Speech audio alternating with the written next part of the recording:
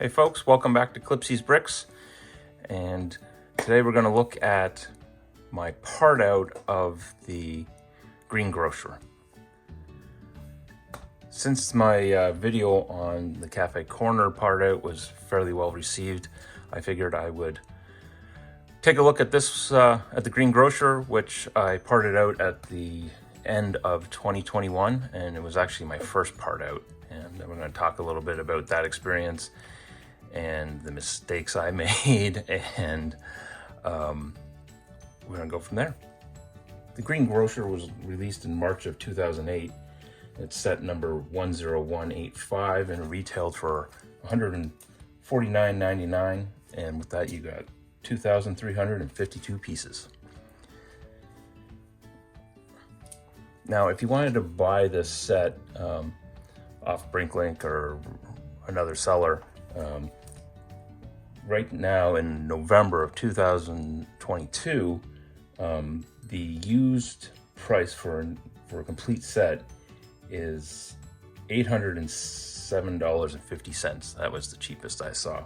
Whereas if you want a new sealed in box, you're looking at $1,596 was the cheapest listing I saw. So that's a whole lot of money. Now, lot of return on investment if you got some of these kicking around and more than one in your collection. For me, that was way too much to spend, so I went the part out route. Now, the thing that makes this set expensive is mainly part number 4216, and that's this part right here. It has that. It's a 1x2 brick modified with a groove in the one side. So in the Green Grocer, you need 56 of those in sand green, and that part, for the cheapest I saw it on BrickLink today, was $4.16, and that was for used. Now, if you need 56 of them, that's a whole lot of money you're paying just for the one element. And frankly, that seller, I think, only had 2 of them. So you'd have to go to a whole bunch of different sellers to try to get these all together, and you're going to spend a whole lot of money. This brings us to the first modification you can do for this build to keep the cost a lot lower. Now, you can do what I did, which you can see is I used the 1x2 profile brick with the Masonry profile in sand green, because I wanted to maintain the original color of the Green Grocer, but you can always go with, keep the brick the same, but then change the overall color combinations and do a recolor of this building and still have that look. You can do it in tan. I think you can do it in pink. There's a blue, both light bluish gray and dark bluish gray, I believe, have this brick. There's a variety of different options, and you can actually go out on the internet. You can find photos that show those recolors of what the building looks like if you choose to change out some of the elements, including, if you change the brick color, change the window colors, change these roof colors. There's a whole lot of options if you want the building, or just the look of the building in general, but want to do a color, and all those options will keep the cost a lot lower. I think the light blue gray, or medium stone gray as Lego calls it now, is the cheapest option. I believe that's still the case. So the reason that the 1x2 modified brick with the groove is so expensive is it only appears in sand green in 2 sets. The Green Grocer from 2008, and then 26 count of them show up in the original Diagon Alley set from 2011. And if you look it up, that set's also going for a fair amount of money used at the moment. Moving on from there, the other aspect that I found that made this build expensive was the 1x8 bricks in the sand green. You need 50 of these for the build. Most of them in the sidewalls. What I did is I just opted to go with the 1x6s. I was able to get a bunch of these off my local pick-a-brick wall at the Lego store, and then just change out some of the elements so that you're using 1x4s, or you can use 2 1x4s instead of the 1x8, and any kind of combination. It really doesn't change the look of the build. It's all the same. It's just where your lines are going to come. We're going to say hi to the cat here. All right, crisis averted. Picking up here, you will notice that there's some variation in the sand green colors, which is just different lots. Maybe the 1x6s are a newer lot, where some of the other bricks are an older lot. I kind of like it. It adds a little variation to the build. You can also see I ran out of 1x2s when I was building it, so I snuck in some extra of the masonry profile bricks down here too. And actually you'll see why that when I show you the interior.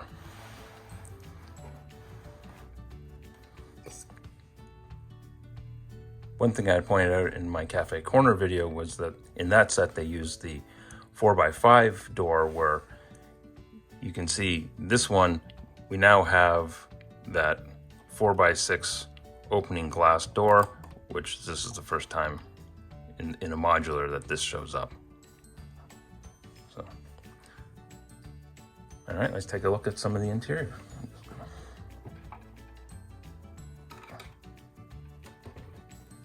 Side. There's the little carriage.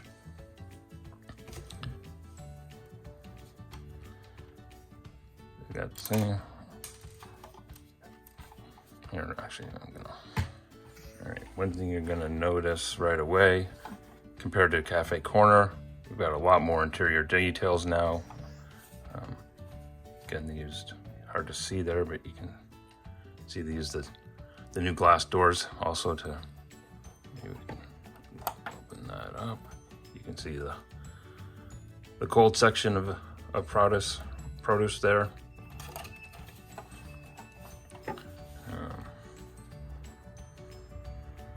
A little cash register. I really like the walk-through archway here. You got your mailboxes, and it kind of cuts on through to the back.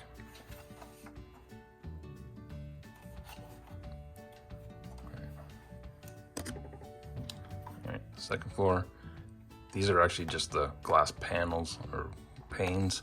They don't open even though there's balconies. So minifigs really can't open the door, so to speak, to get out onto it. And even if they could, there's not really enough room for the door to swing open. You got a nice little fireplace in there. And this is why I had used the masonry brick, which you saw on the outside, is so you could see the bricks on the inside. This little cat hiding there. Some interesting build techniques. Eventually I probably will add an interior to this, but let's move on to the third floor. Interestingly enough, you actually get more interior details on the third floor than you do on the second floor. But all in all, it's pretty sparse. And I do like the nice little radiator here. And you get the exit window to come out onto the fire escape. Really nice part usage on the fire escape too. This is like a spear gun, and there's some other elements like that to build that. Just little feathers. And then lastly, you have the roof with a nice little grill, some seating, doorway out. I also like the roof detail here. These are actually black skeleton feet and hammers. Makes a really nice architectural detail. Just a quick look at that fire escape usage, part usage. Nice little build. And they all, parts fold up, and you gotta be careful actually when you're moving the floors on and off, because they kind of get in the way of each other. And in case you're wondering, there is supposed to be a lamp here, but I have not put it in because I'm using the lighted lamp posts. So when they go into my city, they'll all get connected, and I just didn't put it in for the video. Well, at the beginning of the video, I mentioned that I made a whole lot of mistakes. And I'd say the biggest one was I added the part list in Bricklink, to create a custom want list, and then I just went out and found all the parts on that list. What I didn't take into account was that there are a lot of newer parts from Lego that have replaced the older parts, and you can get them a lot cheaper than if you're searching for the original part numbers. So this was an instance. There's a brand new part of this, and you can get it for pennies, and I'm sure I overpaid for what these were. Because the highest priced items I noticed was the 1x8s that you need for the sidewalls, and those 1x2s, which obviously I didn't go that route. So that helped keep things down. And then all in all though, I mean, there's not a lot of really unique parts for this build. I mean, even these printed pieces, they're fairly common. They show up in a lot of sets. And if you just go out and you look for the part and not the actual part number, but what it is, if it's a slope or a spindle or like a skeleton feet or whatnot, you can find the modern equivalent a lot cheaper than you can if you just go off of the Bricklink created part list, because it'll go off of what the original parts are from the set as opposed to what the modern equivalents are. And that's basically my one piece of advice is just don't go off of what the Bricklink part list is blindly. Do a little bit of research, figure out where you can find the newer elements. I did this on the cafe corner where that all the red on the roof is new red or new dark red instead of the original dark red, which the original dark red will cost you a lot more, but there's no point. They pretty much look the same, slight dye variations. But even here, these are modern bricks, and the 1x4s are different than the 1x6s. All in all, I think there's a lot of value in parting out and getting all the parts together to build these sets. They're got some great build techniques that you can learn from and use in your new creations. And some of them, aren't they don't use it anymore in the newer modulars, and they're great looking sets. Feel free to let me know if you've got any questions. Leave them in the comments below. I'll answer everyone I can to the best of my ability and best of my knowledge on the process. And with that, thanks for watching. If you like this kind of content, please subscribe to my channel, and I've got some more part outs coming up. I've got the fire brigade is on my list, as well as the building side of Market Street. And I also am going to tackle the town hall. I think the town hall will actually be my next part out project. So thanks for watching. Have a good day.